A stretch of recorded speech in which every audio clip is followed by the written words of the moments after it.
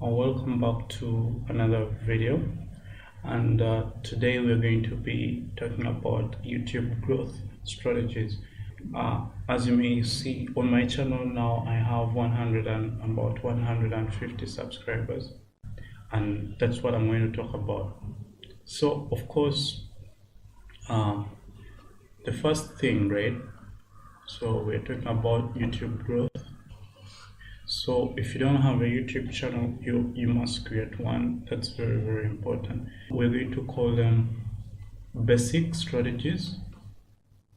Okay, then we're going to discuss maybe the intermediate and the kind of advanced strategies. So in what I've been like, these are like a few things. These basic strategies are like a few things like what are the things you have to do. For example, thumbnails, consistency, those things. But then in the advanced strategies, we discuss kind of the basics, but in again a more advanced way. So starting with the basic strategies, first of all, you have to, of course, like I said, you have to have a YouTube channel. That's not a strategy. But then you have to figure out what you want to be doing on YouTube. So maybe I'm talking about your niche. Figuring out your niche is very important. Like uh, finding out exactly what you want to be doing, and you may not figure this out in the first place, but you may want to like kind of find out what you're interested in doing. So maybe this can be your interests. So you may be interested, for example, for me, my channel is focused on design. So that's my niche. Okay, so you can be, it can be an area of like a problem you need to solve. Okay, so maybe problem solving. So this may not necessarily be like your interest. So it could be like a class assignment, or for example, or maybe if you're employed and you want to share like some sort of work with your employees and stuff like that, that could be also an area to focus on in YouTube. So that's figuring out your niche is very important. So the next part you want to figure out is uh, your content strategy. It's because here what I mean by content strategy is how are people executing in your niche that you can like that can give you a jump start.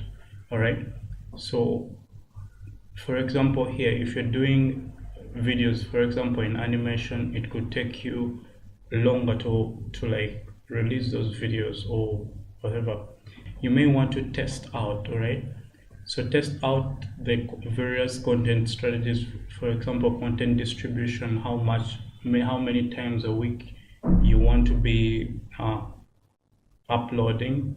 That's based on how often, what is the production effort that you invest in your videos. Also for me, for example, if I'm making an illustration video, it's going to take a little bit longer than if I'm making this kind of form of content. So if your niche is based around a content that is just maybe like vlogs which you can shoot today and edit tomorrow, so you may want to then figure out how many times you're willing to do that every week, and then execute upon that. But again, if your videos are going to take a little bit longer, you then want to figure out how many times a week or even a month you want to do that. All right, so ideally you could go with one video per week. So that would be ideal. Once you begin going very far apart, then it's going to be a little bit hard for other people to like stay relevant, to know who you are. So unless maybe if you're doing an animation video which takes a little bit longer, then you can kind of get away with that. So once you have your niche and your content strategy, now you want to begin, of course, making videos. Here I'm assuming that you're already now making videos here, so you're testing. All right, so now here you begin testing out various forms, because now what you're going to do is you're going to kind of have problems with maybe your audio and your videos. So here you're testing out your first kind of videos, and then try to get into flow. Maybe 10 videos in, you'll have figured out how YouTube works, and like how you can start, like how you can make your videos become better and better for each video. So I don't recommend, when you're starting out, do not batch process your videos, because the mistakes you're making, if you make one mistake, okay, it's easier that you rectify it in the next video. But if you shoot 10 videos at the same time and they all have the same mistake, then you will have a problem. There is a time when I had figured out like a little bit what to do on YouTube, so I could shoot like 20 videos and upload all of them at the same time. By the way, most of those videos are no longer on my channel, because my channel was first an investment channel, and then it transitioned into a design channel, so I eliminated most of those videos.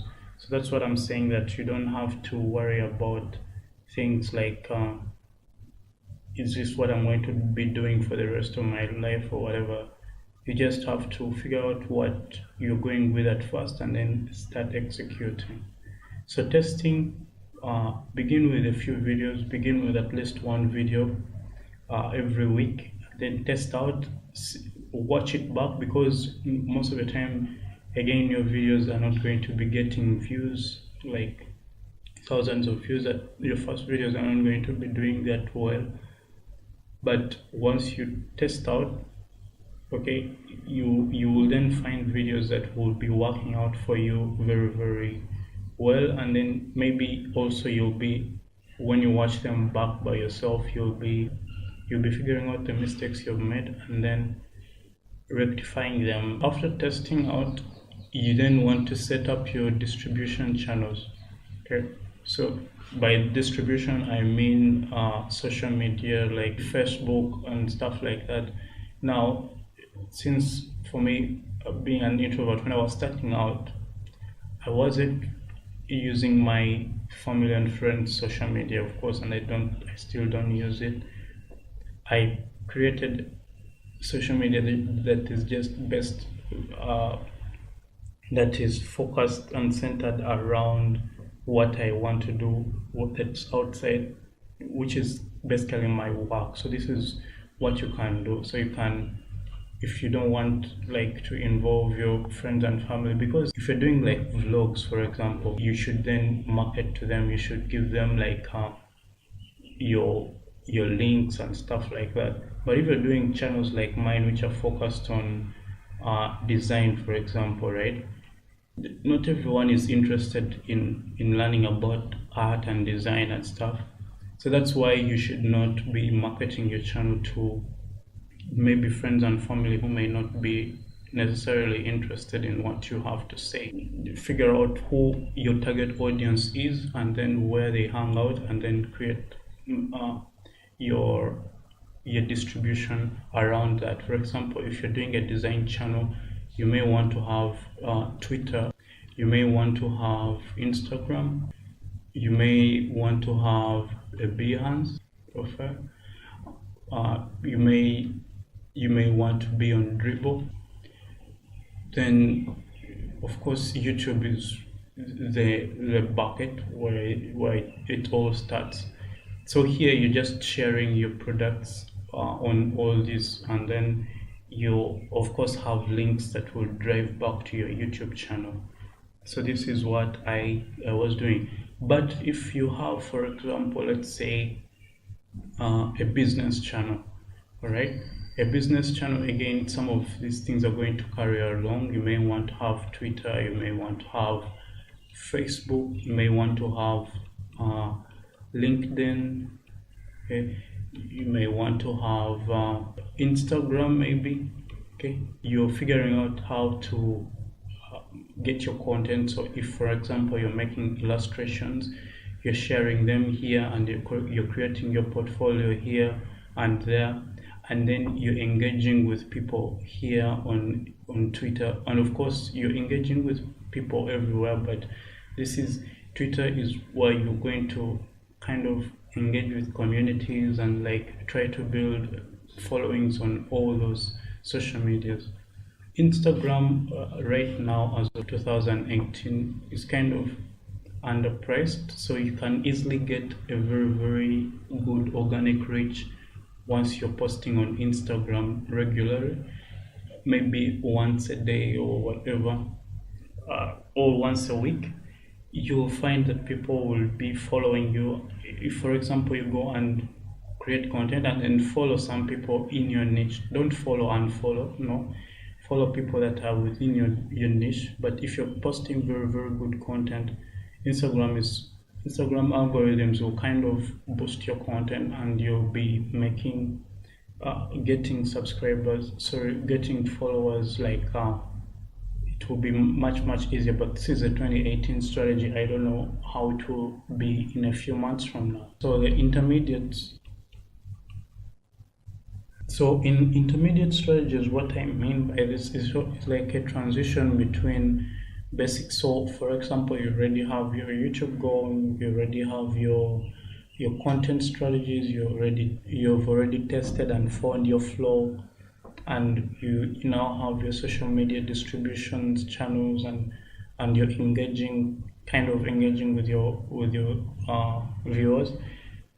Now you want to zero down on a few things, like maybe let's imagine automation. For the most part, you're going to have issues when it comes to staying consistent with regards to your creative energy, right? So sometimes you're going to have, if let's say for example you're posting 2 videos a week, like Wednesday and Sunday, like I do. Not every Wednesday and Sunday is going to be the same mood for you. Sometimes you're going to be happy, other times you may be sad, other times you may be motivated or not.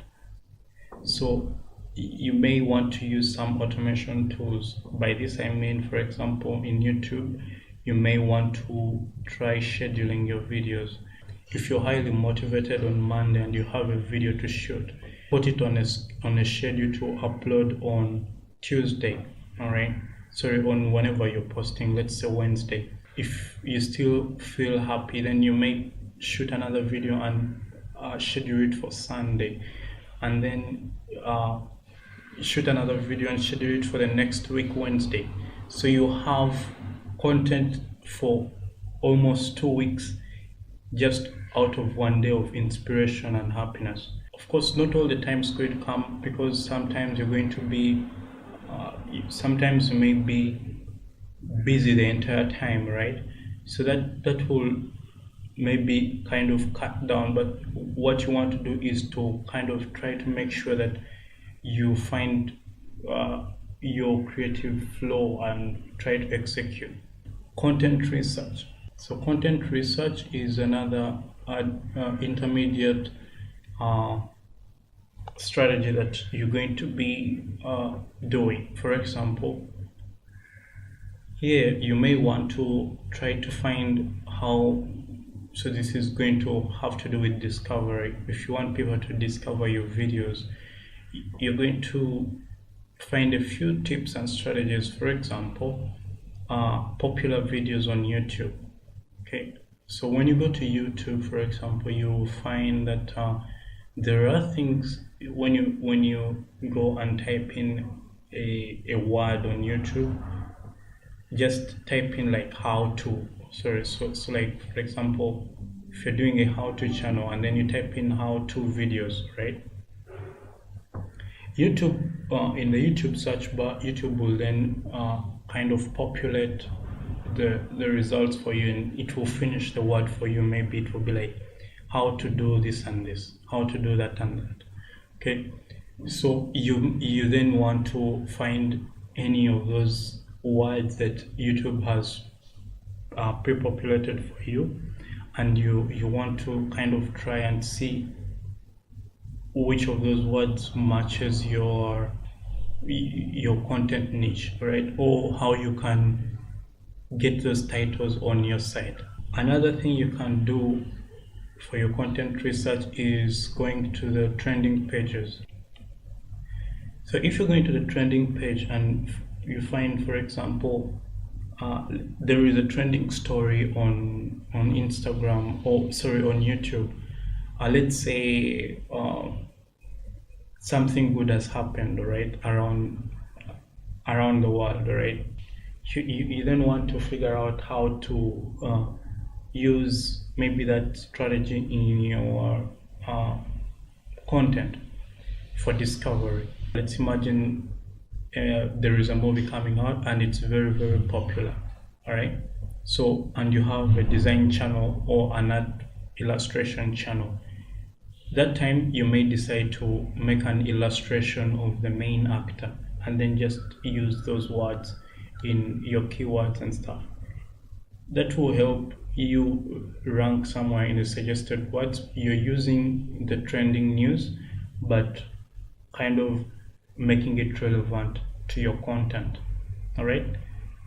So sometimes that's going to work, sometimes it's not going to work, but you never know when you're creating a video which video is going to be the best and which is not going to be. So the inspiration is going to come about, for example, when my most popular video is a video that I got is quote unquote inspired by when Peter McKinnon made a video on how to, I think it was a video on how to make your photos pop, something like that. And it was basically a Photoshop video that was showing you how to make a photo animation video in Photoshop. So for me, what I figured is, okay, I can borrow that same idea around the same time frame that Peter had done it, and I went and made a video on photo manipulation, but in another software. Sorry, photo animation in another software, and it was kind of different, but it was again a photo animation video. So most people who are watching, I think, Peter's videos ended up being recommended to my video, and that also turned out to be one of the most popular videos. And once those people came, they stayed because I already had some body of content on there. The intermediate and the advanced are almost similar. Another strategy you want to figure out is thumbnails. Okay, your thumbnails have to be on point. They have to reflect your values, because again, this is going to be, I'm going to bring it back again when I talk about consistency.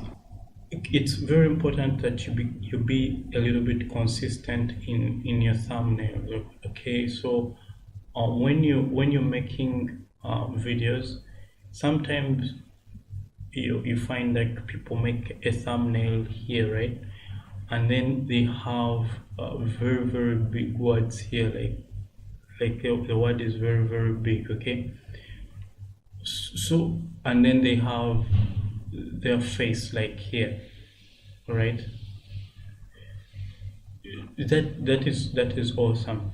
But then if you populate other words around here, and this is not your personality, when people come to your channel, they're going to, if you have a thumbnail that is terrible, people aren't going to really watch your videos in the first place. But also, the people that do watch your videos are going to they may give you a lot of hate. For example, if you have a clickbaity title and it's terrible, you're going to be losing subscribers even if you're getting views. So make your thumbnail, if you're kind of soft spoken, kind of try to find designs that work with you. Make them, if you're soft spoken, make them a minimalist. Okay, if you're extroverted, you can hype them as much as you want. if you're not an extrovert, you may want to tone them down, because the people who are going to click are going to be kind of drawn into your videos. You want your videos to be uh, kind of a funnel into your feeding into your subscribers, and not taking away from your subscribers. So when your thumbnail is here, all right, it's at the top. So when people come in, they're expecting, when they see your minimalist thumbnail, they're kind of at peace with themselves, okay, and then they are happy. So when they come in and then they find that your content is kind of toned down, it's soft, there is a good Sean Tucker, you can go check out his channel, right? Sean Tucker, I think that's his name, his YouTube. He's a photographer. You can check his channel. He doesn't even have very many videos, but he has tons of subscribers, because he is authentic. He is himself, right? He's not going to kind of bring up channels that he's not going to be hyping content like the way most people do, and yet they're not natural extrovert. Consistency doesn't mean uploading daily or regularly. It doesn't only mean that, okay, be upload regularly, but it also means having a constant message. So let your messages be constant. What I'm talking about, your thumbnail, for example, okay, your thumbnail is going to be, it's going to reflect what exactly what is in your video, okay. Then your video is going to be kind of enhancing what your personality is about. So your thumbnail and your video kind of should be a little bit consistent, because if people find it, they're going to have the same feeling towards your channel, and they're going to be kind of drawn to you.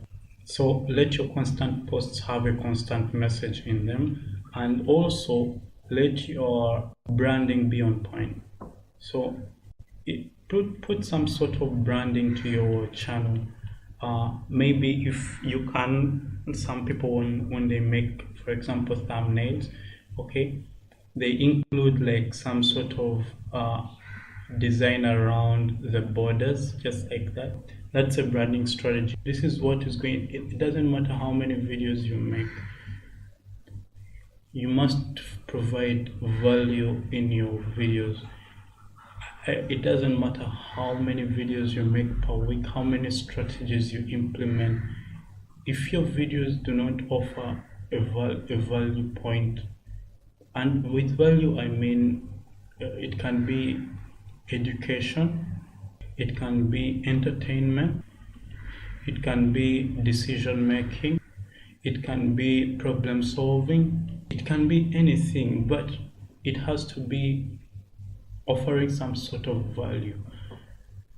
I don't know how I can explain. When there are channels, for example, that when you're starting out, right, people don't know who you are. So if you go and then start just telling people about your problems, like don't try to make it about you all the time, because then that will make it a little bit hard. That's why some vloggers take longer to break out, because once you start out, most people are focusing on what they are doing and themselves. There is a vlogger that I know, they got a shout out and their channel grew from 100 to 6K, okay, but because they were not, their channel wasn't really offering value, the channel started dropping off, okay. And this is because they didn't take time, or for them what they figured is, as long as I put out videos and I tell people how good I am and then what, so people will come. So try to offer value. If you don't if you don't feel like your content is valuable enough, to connect.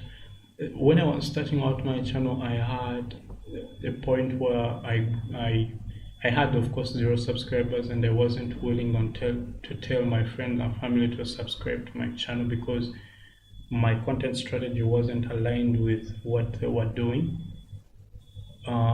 So what I was figuring is maybe what I can do is to try and make an education channel. It wasn't going to be an entertainment channel, but my channel focused on education, decision making. Basically, these two were my strategies. This wasn't among them, and this wasn't okay. This was, to some extent, it was also part of my process as well.